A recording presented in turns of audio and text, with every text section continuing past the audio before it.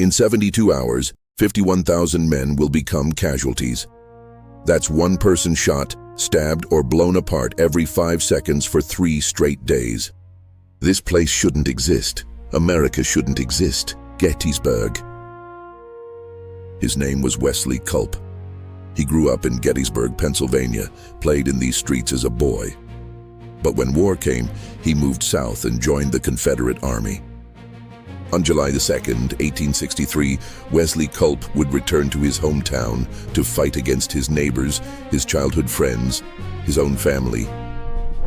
He died on a hill that now bears his family's name.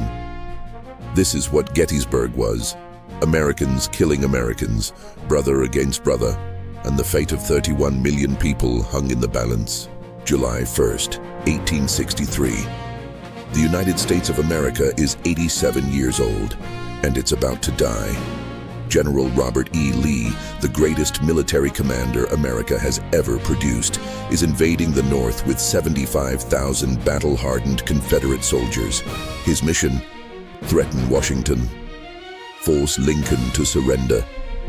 If he succeeds, the United States splits into 2 countries. Slavery continues, everything the Founding Fathers built. Lee has won almost every battle he's fought. He's confident, his men worship him, and right now he's only 70 miles from Philadelphia, the birthplace of American independence. Northern cities are in panic. Lincoln is desperate. The Union has gone through 4 commanding generals in less than a year. None could stop Lee. The 5th General, George Meade, has been in command for 3 days, and he's about to face the most important battle in American history. Here's what they don't teach you in school. Neither side meant to fight at Gettysburg. Lee didn't want to fight here. Meade didn't want to fight here. The battle started by accident, because of shoes. Confederate soldiers heard there were shoes in the town of Gettysburg, and their army was so poorly supplied, they were literally walking barefoot. So on the morning of July 1st, a brigade marched toward town looking for shoes. They found the Union cavalry. The first shots were fired at 7:30 a.m. By sunset, 50,000 men would be fighting for their lives. But the battle really came down to one decision made by one general in the chaos of defeat. That decision would save the Union. And the man who made it, almost no one remembers his name: the road to Gettysburg. To understand Gettysburg, we must first understand the desperate situation facing both the Union and the Confederacy in the summer of 1863. General Robert E. Lee's Army of Northern Virginia had just achieved a stunning victory at Chancellorsville in May. The Confederate general was at the height of his powers, and he knew that the South needed a decisive victory on Northern soil, not just for military advantage, but to break the Union's will to fight and possibly secure recognition from European powers. Lee's plan was audacious: invade Pennsylvania, threaten cities like Harrisburg and even Philadelphia, and force the Union Army to fight on ground of his choosing. If successful, the North might sue for peace, and the Confederacy would win its independence. By late June, Lee's 75,000-man army was strung out across southern Pennsylvania, foraging for supplies and gathering intelligence. They moved through the Cumberland Valley like a gray tide, while panic gripped northern cities. But Lee had a critical problem. His eyes and ears were missing. Confederate Cavalry Commander J.E.B. Stuart had gone on a raid around the Union Army and lost contact with Lee's main force. The Confederate general was essentially blind, unsure of where the Union Army of the Potomac was located. Meanwhile, Union General George Meade had just taken command of the 93,000-man Army of the Potomac on June 28th, just 3 days before the battle. He was the 5th commander in less than a year. President Lincoln was desperate for a general who could defeat Lee and end the rebellion. Neither commander intended to fight at Gettysburg, but fate and a rumor about shoes was about to bring them together. Day 1. Collision. July 1st, 1863, began with a simple Confederate reconnaissance mission. Brigadier General James Pettigrew's brigade was marching toward Gettysburg, having heard there were shoes in the town, a precious commodity for the poorly supplied Confederate army. But as they approached the town from the northwest, they encountered something unexpected.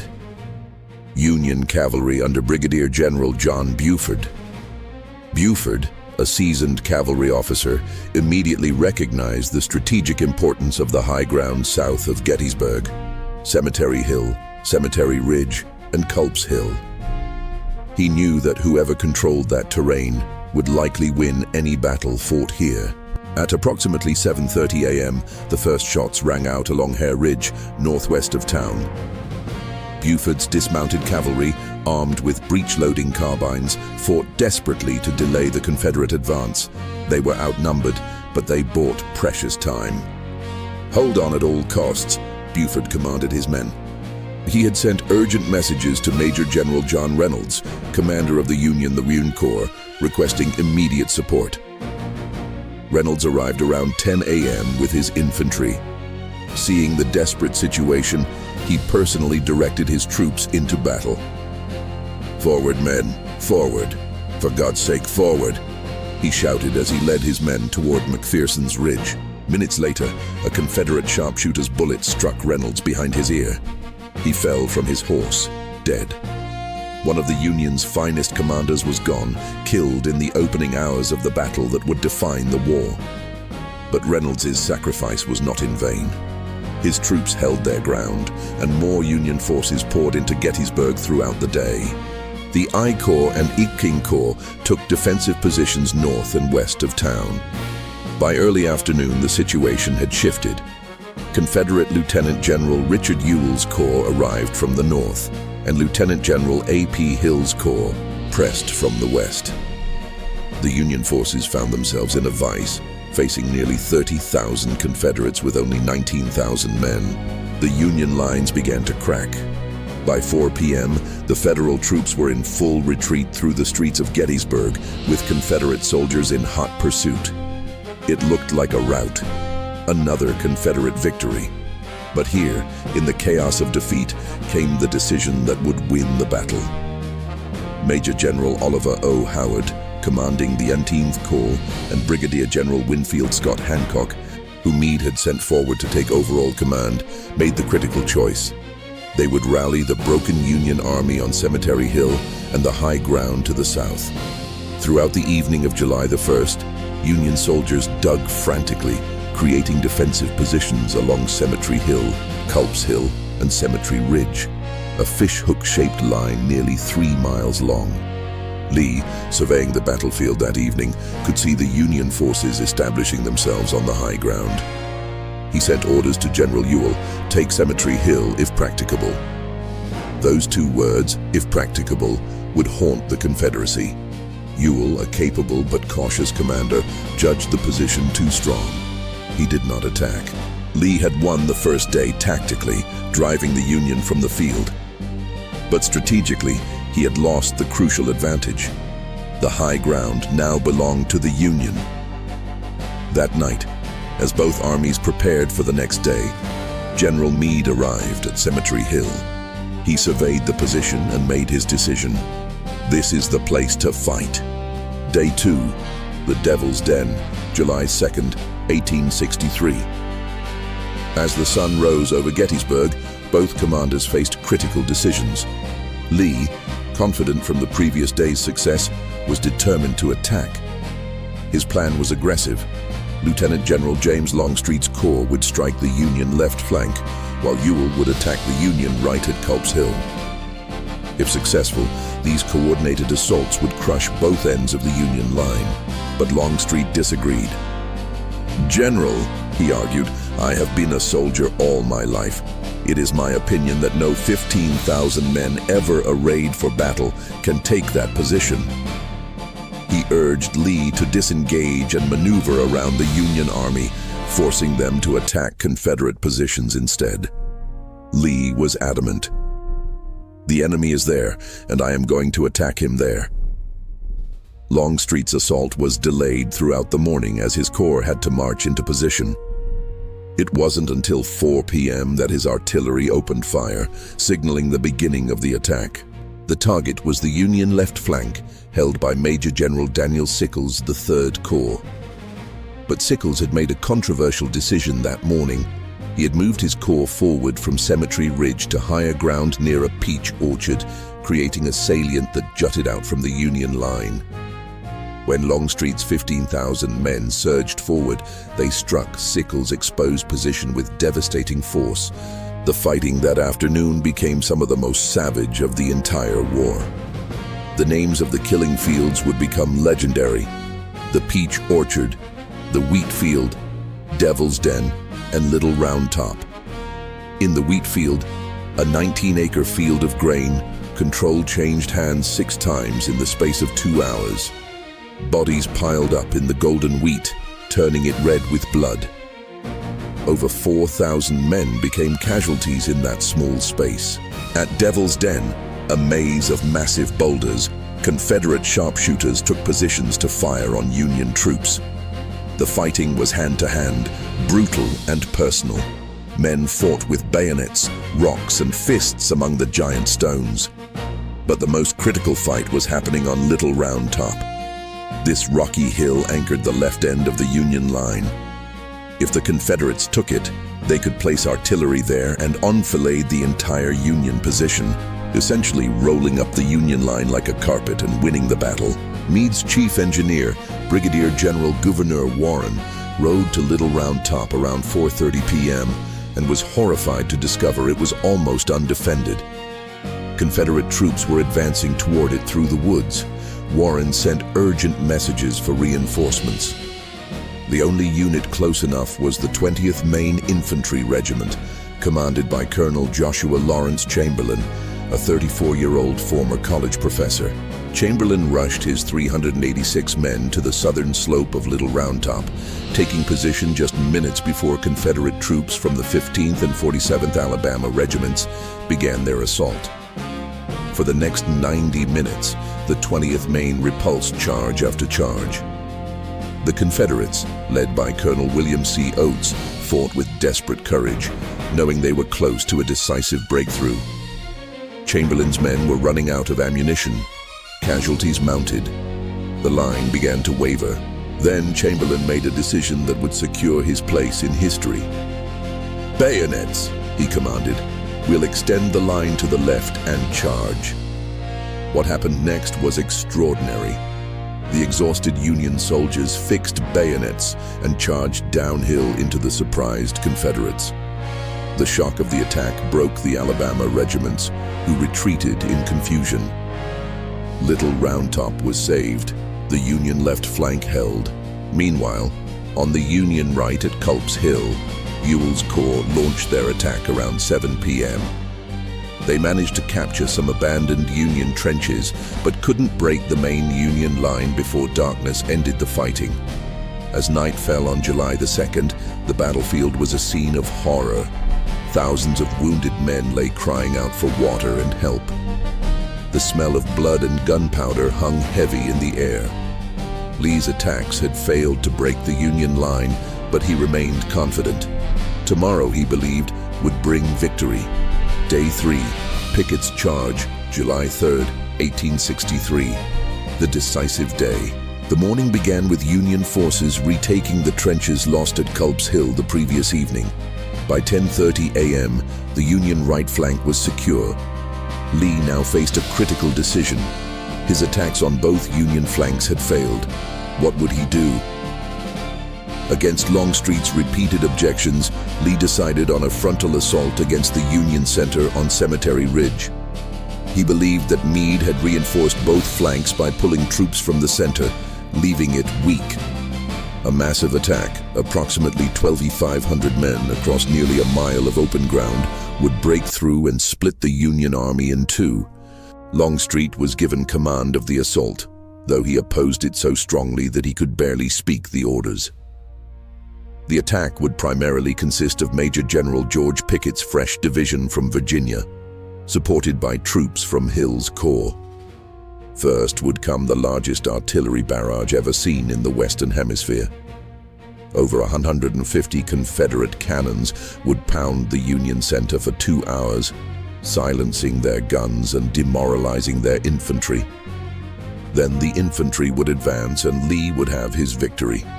At 1 p.m., the Confederate artillery opened fire. The sound was indescribable, a continuous roar like thunder that could be heard in Pittsburgh, 150 miles away. The earth shook, smoke filled the sky. Union Artillery Commander Brigadier General Henry Hunt ordered his gunners to conserve ammunition and fire slowly. The Confederates, seeing the reduced Union fire, believed they had successfully suppressed the Union guns. They were wrong. Hunt was saving ammunition for the infantry assault he knew was coming. Around 3 p.m., the Confederate artillery fire began to slacken. An eerie silence fell over the battlefield. Then, from the Confederate lines came the order, "Forward." Approximately 12,500 Confederate soldiers stepped out from the tree line along Seminary Ridge. They formed in parade ground formation, long, perfectly aligned rows stretching nearly a mile wide. Their battle flags fluttered in the breeze. The July sun glinted off thousands of bayonets. They began marching across the open fields towards Cemetery Ridge, 3/4 of a mile away. It was one of the most magnificent and terrible sights of the war. Confederate officers rode before their men. Sergeants dressed the lines. The men stepped in unison, as if on a parade ground. From the Union lines, thousands of soldiers watched in awe. One Union officer later wrote, "Their battle flags waved in the breeze, and the alignment was perfect. It was a magnificent sight, but we knew it was to be their funeral procession." For the first several hundred yards, the Confederates advanced unmolested. Then Union artillery opened fire. Solid shot plowed through the Confederate ranks, killing 6 or 8 men with a single projectile. Shells exploded overhead, sending lethal iron fragments into the dense formations. Canister rounds, essentially giant shotgun blasts, tore huge gaps in the lines.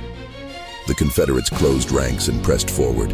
Confederate Brigadier General Lewis Armistead, a 46-year-old veteran, shouted encouragement to his men. "Come on, boys, give them the cold steel. Who will follow me?" As they approached Cemetery Ridge, they had to converge on a copse of trees, a small grove that marked the center of the Union line. The wide Confederate formation funneled into an increasingly narrow front. Union infantry, protected behind stone walls, opened fire. Thousands of rifles fired into the packed Confederate mass at point-blank range. It was, as one soldier described it, a hell of fire and smoke. Still, incredibly, some Confederates reached the stone wall. Armistead, his hat on his sword to guide his men, led about 200 soldiers over the wall in what would be called the high water mark of the Confederacy. For a few desperate minutes, Confederate soldiers fought hand to hand with Union troops. Armistead fell, mortally wounded, his hand on a Union cannon. But there were no reinforcements coming. The attack had failed. All along the line, the Confederate assault collapsed. Men who moments before had been advancing now turned and fled back across the open ground, hunted by Union artillery. Of the 12,500 men who made the charge, over 6,500 were casualties, a casualty rate of more than 50%. Every single Confederate regimental commander was killed or wounded. General Pickett's division was essentially destroyed. As the survivors staggered back to Seminary Ridge, Lee rode out to meet them. "It is all my fault," he told them. "It is I who have lost this fight."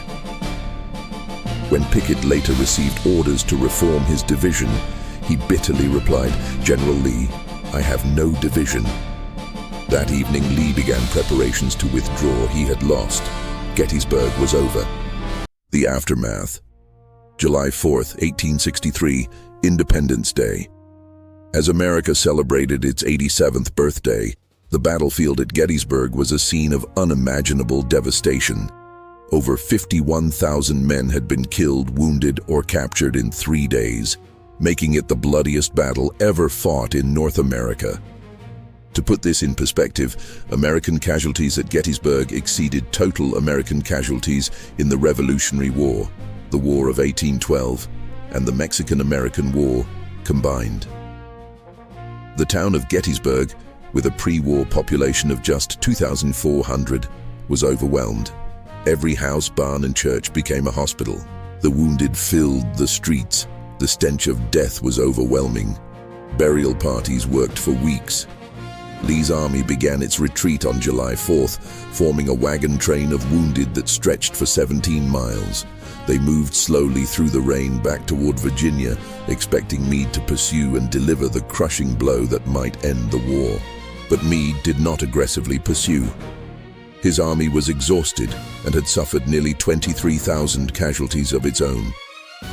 When Lee's army successfully crossed the Potomac River back into Virginia on July 13th, President Lincoln was devastated. "Our army held the war in the hollow of their hand, and they would not close it," he lamented. Nevertheless, the strategic impact of Gettysburg was enormous. Lee's invasion of the North had failed catastrophically. Never again would the Confederacy have the strength to launch a major offensive in Northern Territory. The Army of Northern Virginia, Lee's magnificent fighting force, had been badly wounded. It would never fully recover. On that same July 4th, 1863, Union General Ulysses S. Grant captured Vicksburg, Mississippi, giving the Union control of the Mississippi River and splitting the Confederacy in two. Together, Gettysburg and Vicksburg marked the turning point of the Civil War. But perhaps the most lasting impact came 4 months later. On November 19th, 1863, President Abraham Lincoln traveled to Gettysburg for the dedication of the Soldiers' National Cemetery. He was not the main speaker. That honor went to orator Edward Everett, who spoke for 2 hours. Lincoln's remarks were expected to be brief. He spoke for just 2 minutes, 272 words. But those words would echo through history. 77 years ago, our fathers brought forth on this continent a new nation, conceived in liberty and dedicated to the proposition that all men are created equal. The Gettysburg Address redefined the war. It was no longer just about preserving the Union. It was about ensuring that government of the people, by the people, for the people, shall not perish from the earth. And it was about freedom and equality. It was about the idea that America represented something worth dying for. Today, Gettysburg National Military Park preserves this hallowed ground. Over 1,300 monuments dot the battlefield, commemorating the regiments and individuals who fought here. Thousands of visitors walk these fields each year, trying to understand what happened here and why it matters. The battle claimed 51,000 casualties in 3 days. Every one of them was someone's son, husband, father, or brother. The tragedy of Gettysburg is that Americans were killing Americans, that the nation had to pass through such horror to emerge united. But from that sacrifice came a new birth of freedom. The Union would be preserved. Slavery would end. America would survive its darkest hour and emerge as the nation we know today. The soldiers who fought at Gettysburg on both sides showed incredible courage. They believed in their causes enough to risk everything. Many gave everything. We owe them remembrance. We owe them the sacred duty to preserve the Union they fought to save and to uphold the principles of freedom and equality that give that Union meaning. Gettysburg reminds us that freedom is never free. It is purchased with blood and sacrifice. It must be defended by every generation. As we stand on these fields today, we should remember Lincoln's charge to us. It is for us, the living rather, to be dedicated here to the unfinished work which they who fought here have thus far so nobly advanced. The battle may be over, but the work of preserving what they fought for continues. This is the story of Gettysburg. 3 days that changed America forever.